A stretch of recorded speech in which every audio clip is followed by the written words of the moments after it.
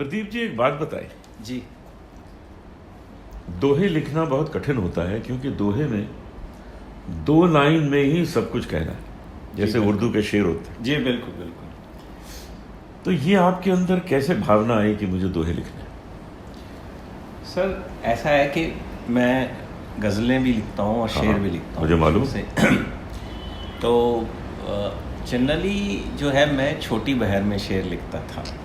तो हमारे एक गाइड हैं, मित्र हैं, गुरु भी कहें, मिस्टर एजाज शाहीन करके, उन्होंने मुझे इंस्पायर किया कि आप दोहे लिख सकते हैं और आप दोहे लिखिए। और बचपन में मैंने कबीर जी के, रहीम दास, सूरदास जी के दोहे बहुत पढ़े हैं और उनसे इंस्पायर भी बहुत ज़्यादा हुआ। और फिर थोड़ा हमारा रब की तरफ भी, जी हाँ जी, आप तो स्पिरिचुअल हैं, स्पिरिचुअलिटी है थोड़ी सी। और मतलब मैं क्या कहूँ, हम ऊपर वाले की सेवा क्या कर सकते हैं वो तो खुद संपूर्ण है जी। लेकिन जो हमें ज्ञान है, मैंने सोचा कि थोड़ी सी हम ऊपर वाले की सेवा करें। और दोहों के माध्यम से क्या है कि हम दूसरों को सीख भी दे सकते हैं। एक छोटी सी 2 लाइनों में अगर आज की जनरेशन इनमें से कुछ भी समझ सके तो मेरा सौभाग्य होगा, उनको कुछ सीख मिलेगी। लेकिन कमाल की बात है कि हमने इसके पहले जो 10 दोहे गाए थे जी, उसका रिस्पांस कितना अच्छा आया है, लोगों की कितनी तारीफ आई है, लोगों ने इससे कितना कुछ सीखा है।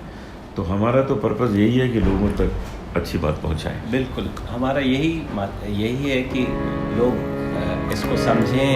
और दोहे एक्चुअली अनूप जी, दोहे बहुत कम लोग लिखते हैं। हाँ, वही मैंने, और ये परंपरा थोड़ी सी ख़त्म होती जा रही है। हालांकि हैं लोग, ऐसा नहीं है कि बिल्कुल नहीं है, लेकिन वो धीरे धीरे जो है ना, दोहे बहुत कम हो गए हैं लिखने वाले। शेर व शायरी, गज़लें वगैरह बहुत लोग लिखते हैं, क्योंकि दोहों में एक सूफिज्म चाहिए और एक रब की तरफ 2 लाइन में इतना बड़ा संदेश, संदेश देना चाहिए। तो वो बहुत कम लोग लिखते हैं और मेरी ये खुश नसीबी है कि मैं लिख पाया हूँ और आप सब तक पहुँचा पाया हूँ। आज मैं आपके माध्यम से 10 दोहे और सुना रहा हूँ, आपकी राय में। उस दिल को मत तोड़ना जिसमें बसती प्रीत, उस दिल को मत तोड़ना जिसमें बसती प्रीत, धन दौलत किस काम की संग जो ना हो मीत, धन दौलत किस काम की संग जो ना हो मीत। इस बारे में आप कुछ कहना चाहेंगे? बिल्कुल। और मैं कहता हूँ कि आप सोचिए कि अगर आपको कंपनी नहीं है, आपका प्रेम आपके साथ नहीं है, तो ये फिर धन दौलत किस काम की है? क्या आप एंजॉय कर सकते हैं? नहीं हो सकता, बिल्कुल हो ही नहीं सकता। तो आपको चाहिए आपका मीत, वो उसकी जो इम्पोर्टेंस है वो सबसे ज़्यादा है, उसकी अहमियत, जो मीत की अहमियत है वो धन दौलत से बहुत ज़्यादा है। तो मैं ये दोहे में यही कहना चाहता हूँ, बहुत अच्छा, कि आप अपने प्रेम को, अपने प्रेमी को, उसको महत्व दीजिए, धन दौलत से बहुत ज़्यादा उसकी कीमत है। जीवन सीधी राह है, खुद को थोड़ा मोड़, जीवन सीधी राह है, खुद को थोड़ा मोड़, मन में तू संतोष रख, जग से मत कर होड़, मन में तू संतोष रख, जग से मत कर होड़। जीवन, हम सोचते हैं कि जीवन बहुत कॉम्प्लिकेटेड है, बहुत सारी समस्याएं हैं, इतना ऊंच नीच ये वो सब कुछ होता रहता है, लेकिन एक्चुअली जीवन सीधी राह है। मेरा कहने का है, अगर आप उसको गहराई से देखें तो जीवन बहुत सीधी राह है।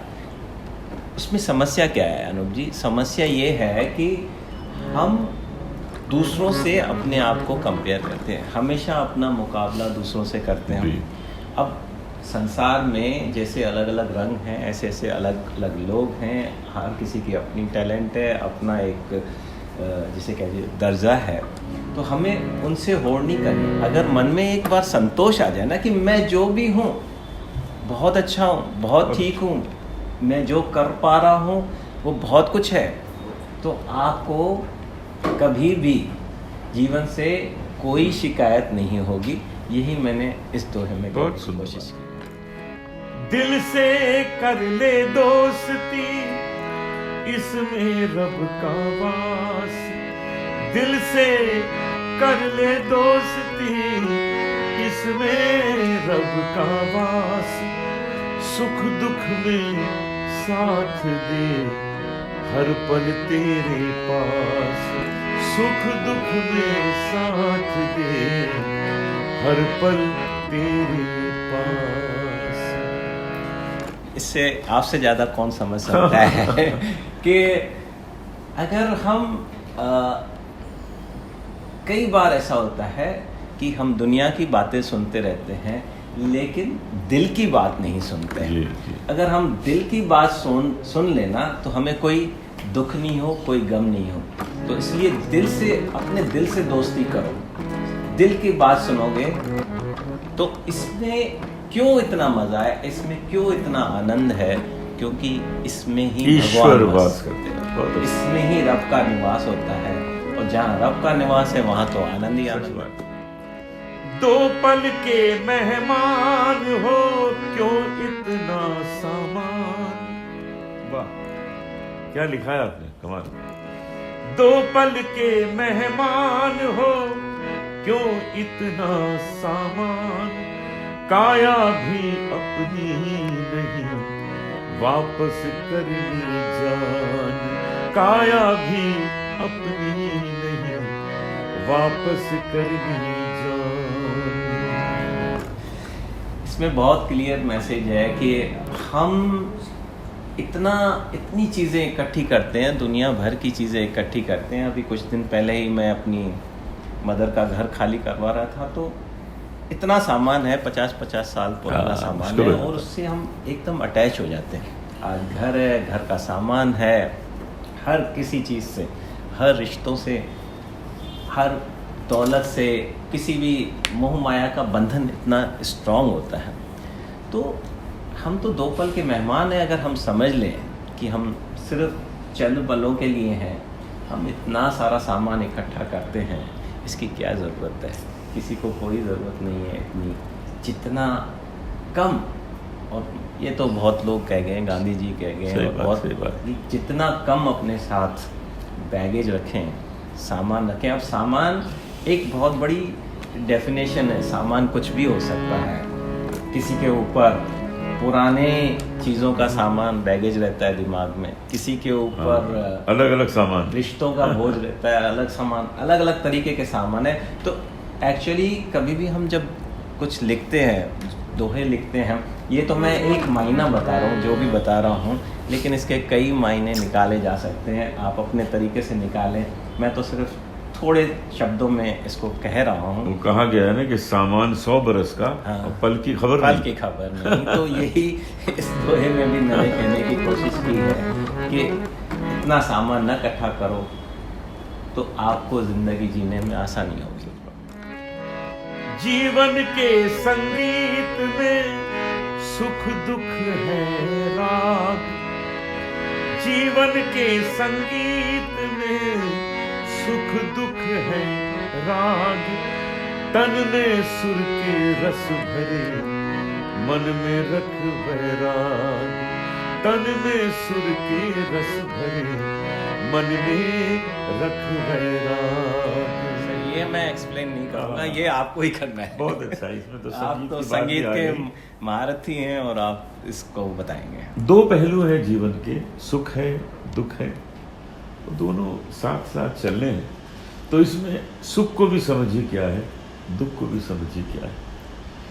तो तन में हमेशा आपके आनंद बरसे, और जो वैराग है संसार को छोड़ने वाली बात है, संसार में माया मोह को त्यागने वाली बात है, वो आपके मन में हो। तो ये अगर दोनों चीज़ आप मिला के जीवन को चलाएं तो जीवन बहुत सुंदर हो जाएगा, इसमें कोई शक नहीं। बिल्कुल बहुत सही। अच्छा लिखा है, बहुत बिल्कुल सही, बिल्कुल सही।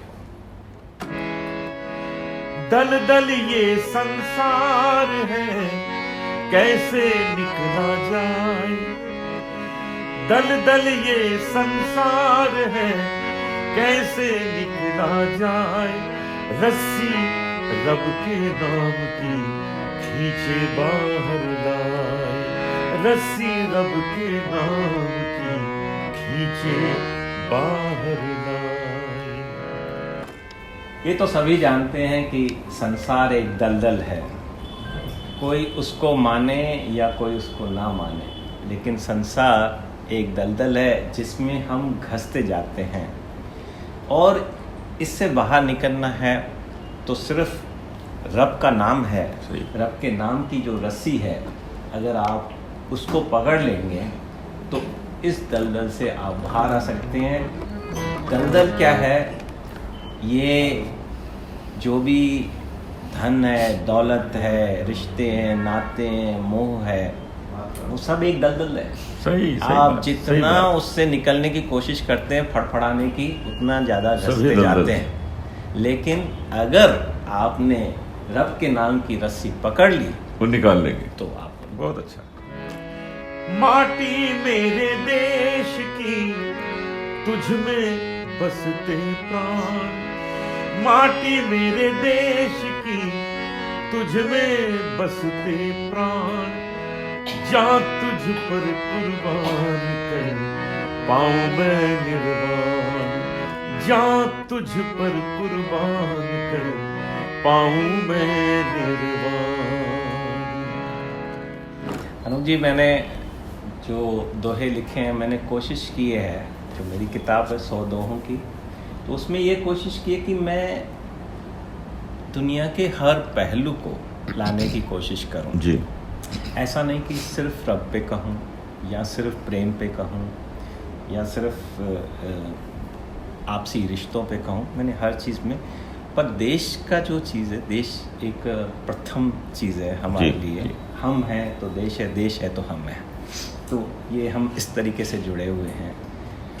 तो ये जो देश की मिट्टी है, हालांकि मैं बाहर रहता हूँ, काफ़ी अरसे से बाहर रह रहा हूँ, लेकिन फिर भी मेरे प्राण जो है ना, यही अपने है। देश की हाँ, मिट्टी बहुत में अच्छी, बसते हैं। बहुत अच्छी, बहुत और कभी भी मैं अपने देश के लिए कुछ भी कर सकूं, यहाँ तक कि जान भी न्योछावर कर सकूं, तो मैं समझूंगा कि मैंने निर्वाण बहुत पा लिया। अच्छी बात, बहुत अच्छी बात। और यही मैं चाहता हूँ कि आज देश का हर बच्चा ये जज्बा लेकर चले, तो देश का उत्थान होगा। जीवन मटका पाप का पल पल भर तो जाए। जीवन मटका पाप का पल पल भर तो जाए।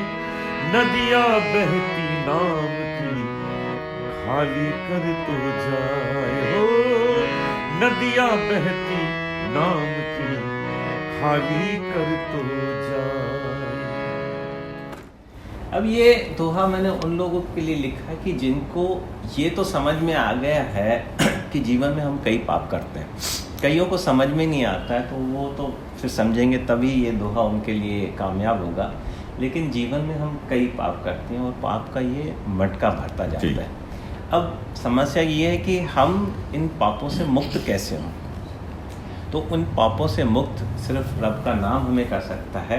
ये रब के नाम की जो नदी बह रही है, रब का नाम एक नदी की तरह है।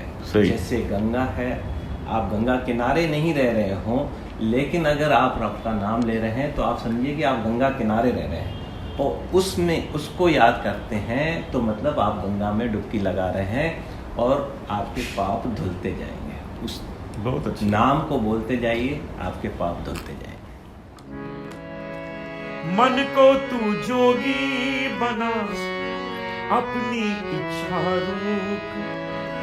मन को तू जोगी बना, अपनी इच्छा रोक। सवरेगा तब ये जन्म, सुधरेगा परलोक। सवरेगा तब ये जन्म, सुधरेगा परलोक। अब ये तो सब समझ ही सकते हैं कि जब तक मन की इच्छा को हम रोकेंगे नहीं तब तक हमारी कोई उन्नति होगी नहीं। सच मैं स्पिरिचुअल सेंस में कह रहा हूँ कि हमको सबसे जो खराब चीज़, जो भी पाप वगैरह सब भी हम करते हैं, वो है मन और वो है हमारी इच्छाएं। कहते हैं कि जब तक हमारी इच्छाएं खत्म नहीं होती तब तक मनुष्य को बार बार जन्म लेना पड़ता है। चाहे किसी भी योनि में जन्म लेना पड़े, उसको जन्म लेना ही पड़ेगा। तो सबसे आपको अगर मोक्ष पाना है तो सबसे पहले क्या करना है, अपनी इच्छाओं पे एक रोक लगानी है। जब आप अपनी इच्छाओं पे रोक लगा लेंगे तो आपका ये लोक तो सुधर ही जाएगा, क्योंकि आपकी कोई इच्छा ज़्यादा रही नहीं, तो आपका ये लोक सुधर जाएगा। लेकिन उसके साथ साथ आपका परलोक भी सुधरेगा। आपको परलोक में, अच्छे लोक में आपकी आत्मा को स्थान। बहुत सुंदर। पंछी हम एक डाल के सबकी एक पहचान, पंछी हम एक डाल के सबकी एक पहचान, सबका मालिक एक है जिसने डाली जान, सबका मालिक एक है जिसने डाली जान। तो इसमें मैंने कहने की कोशिश की कि हम सब इंसान एक हैं। पंछी हम एक ही डाल के हैं, चाहे वो यहाँ हो या किसी और देश में हो। ये आप समझने की कोशिश कीजिए कि हम एक ही परमात्मा से आए हैं, एक ही जगह से आए हुए हैं। हम सब एक डाल के पंछी हैं और उन पंछियों में जान डालने वाला भी एक ही है। तो अलग अलग धर्म, अलग अलग मज़हब जो भी हैं, सब एक ही जगह से हैं, सब एक ही हैं। आप अगर ये समझने की कोशिश करेंगे तो कभी भी किसी को भी कोई दिक्कत नहीं आएगी, कुछ भी ऐसा लगेगा नहीं। क्यों अनूप जी? सच बात कि हमारा ये धर्म है, वो सब एक ही परमात्मा के हैं। नाम लोगों ने अलग अलग दे दिए हैं ज़रूर, लेकिन परमात्मा एक है जिसने हम सब प्राणियों में जान डाली हुई है। सच बात। तो मित्रों, आज आपने 10 दोहे मुझसे सुने। हमारे प्रदीप लालजानी परवाज जी ने इनको लिखा है। हमारा यही प्रयास है कि आपको इस तरह के कार्यक्रम हम बना के सुनाते रहें, जिससे कि इन दोहों के माध्यम से आपके अंदर एक नई जानकारी और ईश्वर तत्व को पहचानने का सरल रास्ता मिले। बहुत बहुत धन्यवाद। बहुत जल्दी आपसे फिर मुलाकात होगी। बहुत बहुत शुक्रिया अनूप जी, आपने वाकई कमाल कर दिया अपनी आवाज़ में, और जो भी रिस्पॉन्स आई है लोगों की, रियली आपकी मधुर आवाज़ वहाँ तक पहुँची है और हमारे शब्दों में जान डाली आपने, शब्दों को उन तक पहुँचाया है। इसके लिए मैं बहुत बहुत शुक्रगुजार हूँ।